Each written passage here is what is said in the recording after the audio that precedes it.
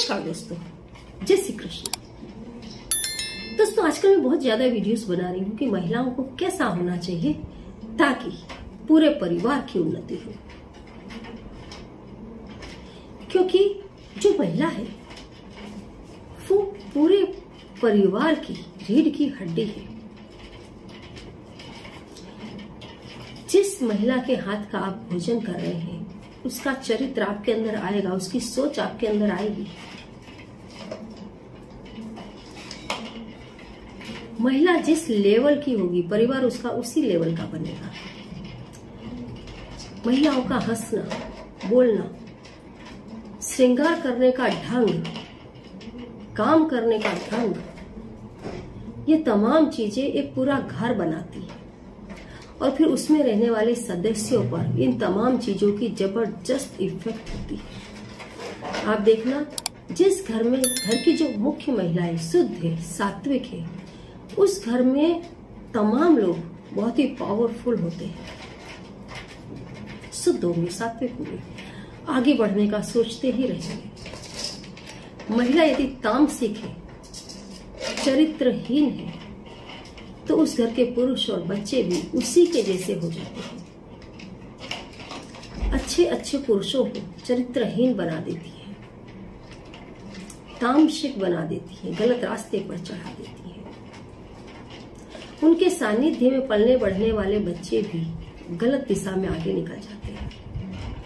कहते हैं शुद्ध और सात्विक लोगों के घरों का पानी पीना चाहिए, कभी तामसिक या निम्न कर्म करने वाले लोगों के घर का पानी भी नहीं पीना चाहिए, जो गलत कर्म करते हैं, किसी का दिल जलाते हैं, समाज में दूषण फैला रहे हैं, दूषित कार्य कर रहे हैं। इससे घर का यदि आप पानी पिएंगे तो पानी के थ्रू उसके जो लक्षण है वो आपके अंदर आते हैं।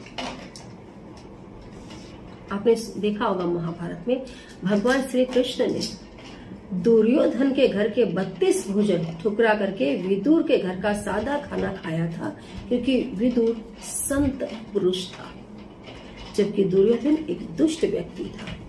उसके घर का अनाज खाने से भी पाप लगता है, भगवान कृष्ण ने स्पष्ट कहा है। तो आप ये बहुत ज्यादा जरूरी कि महिला कैसी हो, इस चीज का आपको सबको ज्ञान होना बहुत ज्यादा जरूरी है। महिला को हमेशा शुद्ध और सात्विक होना चाहिए, दयालु होना चाहिए, परोपकारी होना चाहिए, सत्यनिष्ठ और चरित्रवान होना चाहिए। जो महिला दोस्तों ये 2 व्रत करती है उसके अंदर ये तमाम चीजें अपने आप आती हैं। पहला,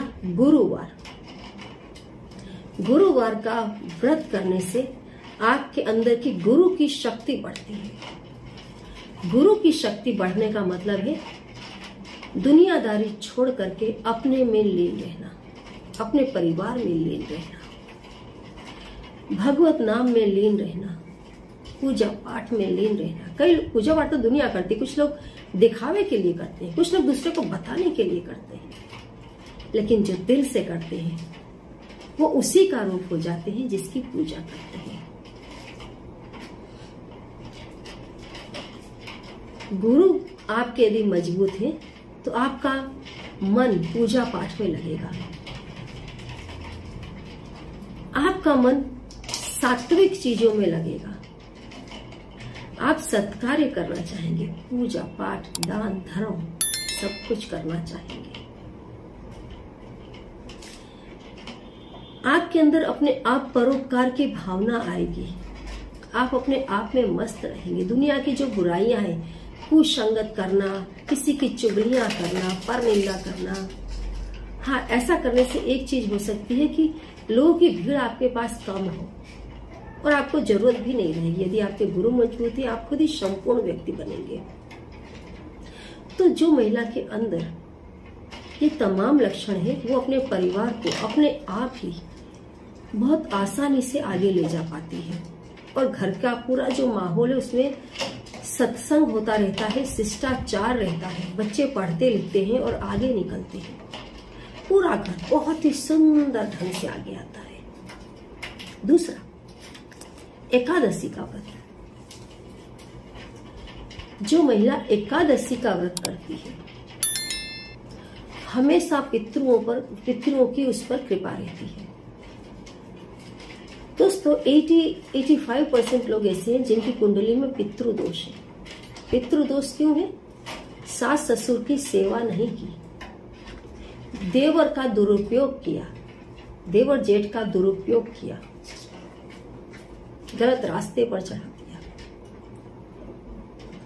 पितरों का प्रसाद समय समय पर नहीं निकाला, अपने से बड़े बुजुर्गों की सेवा नहीं की, कुल खानदान पर दाग लगाया, परिवार को अंदर ही अंदर खोखला कर दिया। कई महिलाओं को दोस्तों आप देखना, आप इतिहास उठा करके देखना, यदि परिवार में एक भी महिला निम्न स्तर की आ गई, वो परिवार के तमाम लोगों को अंदर अंदर एक दूसरे के खिलाफ ऐसा भड़काती है कि पूरे परिवार को तितर बितर कर देती है। और जो व्यक्ति उसको लगेगा कि नहीं ये व्यक्ति ज्यादा पावरफुल है, ये व्यक्ति कभी मेरे हाथ में नहीं आएगा, तो उसको तो सबसे पहले परिवार से अलग करने की कोशिश करेगी। जो गलत उसके इरादों में उसका साथ नहीं दे रहा होगा, वो उसका सबसे बड़ा दुश्मन। तो इस टाइप के जब आप कर्म करते हैं तो पितृ दुखी हो जाते हैं, और पितरों का जब श्राप लगता है तो कभी घर नहीं बसता, खुद का घर नहीं होगा, बच्चे जवान घर में बैठे होंगे, शादी के योग नहीं बनेंगे, बनते बनते शादियां टूट जाएंगी, घर के माहौल में कभी रौनक नहीं आएगी। ऐसे घरों में आप पांव रखो, आपको लगेगा लेडीज कहीं और भाग रही है, बच्चे कहीं और भाग रहे हैं, पति कहीं और मस्त है। सब खाने के टाइम इकट्ठा हो जाते हैं, खाना खा लेते हैं, और खाते खाते भी ऐसी महिलाएं परनिंदा करती हैं। आप देखो, मैंने कितनी ऐसी महिलाएं देखी है दोस्तों, पूरा दिन जिस व्यक्ति के साथ रहती हैं, पूरा दिन उस व्यक्ति के मुंह पर उसको इतना अच्छा बोलेंगे, उस व्यक्ति को लगेगा ओहो ये तो मेरी ही है। पीठ घूमते ही संध्या समय जब वो अपने परिवार में बैठेगी तो उस व्यक्ति के बारे में वो बातें करेगी जो आपने सोचा भी नहीं होगा, और सुबह जाकर फिर वहीं पर मिल जाएगी। इन्हें उल्टा काल कहते हैं दोस्तों।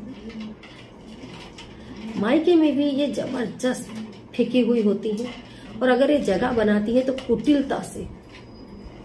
ससुराल में भी कोई इन्हें अंदर से मन से पसंद नहीं करता। ऐसी महिलाओं को या पुरुष उन्हें कोई पसंद नहीं करता, सबको पता होता है कि इस टाइप के हैं, लेकिन लोग जुड़ इस तरीके से जाते हैं कि जुड़े रहते हैं। तो यदि आप एकादशी का व्रत करते हैं, आपके अंदर सद्बुद्धि आती है, आप इन तमाम बुरे लक्षणों को हटाने लग जाते हैं, परिवार के प्रति प्रेम जगता है, घर के बुजुर्गों के प्रति अंदर से मान सम्मान जगेगा, जो आपको पितृदोष से मुक्ति देता है। और ऐसे भी एकादशी करने वालों को पितृदोष नहीं लगता।